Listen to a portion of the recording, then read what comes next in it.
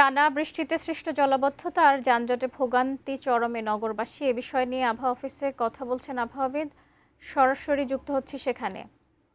যে আসলে গেল কয়েকদিনে যেই তীব্র বৃষ্টিপাত হয়েছে, কিছুক্ষণ আগে কিন্তু আবহাওয়া অফিসে সেই বিষয়ে একটি ব্রিফিং করা হচ্ছিল। সেখানে কিন্তু বলা হচ্ছিল যে আগামী ২৪ ঘন্টা থেকে ৪৮ ঘন্টা এই বৃষ্টিপাতের পরিমাণ, যদি বলি ভারী বৃষ্টিপাত, সেই বৃষ্টিপাতের পরিমাণ কিন্তু কমবে। এবং তিনি কারণ হিসেবে যেটি আমাদেরকে বলছিলেন যে এক ধরনের লঘুচাপ, বঙ্গোপসাগরের লঘুচাপের কারণে কিন্তু এই বৃষ্টিপাত হচ্ছে এবং মৌসুমি বায়ুর আধিক্য, সেই মৌসুমী বায়ুর আধিক্যের কারণে কিন্তু বৃষ্টিপাতের কথা তিনি বলছিলেন।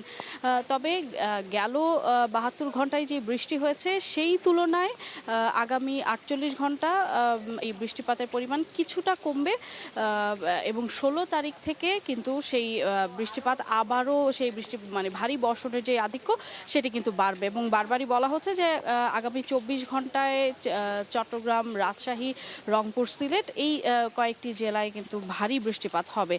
তো সব কিছু মিলিয়ে বলা যায় যে এই মুহূর্তে খুব সাধারণ মানুষের যে ভোগান্তি, সেই ভোগান্তি কমানোর জন্য খুব সুখকর কোনো খবর না থাকলেও আসলে ২৪ ঘন্টায় যে ভারী বৃষ্টিপাত কিছুটা কমবে সেটি হয়তো একটি ভালো খবর হতে পারে। এবং তারা বারবারই বলছেন যে যেহেতু এখন মৌসুম চলছে, সেই মৌসুমে সারা মাসই কিন্তু বলা যায় যে একরকম হালকা থেকে ভারী বৃষ্টিপাত আসলে পুরো মাস জুড়েই কিন্তু হবে। এবং ১৬ তারিখের পর যে বৃষ্টিপাতের পরিমাণ বাড়ার কথা আবহাওয়া অফিস বলছে, সেই বৃষ্টিপাতও কিন্তু থাকবে ১ থেকে ৩ থেকে ৪ দিন।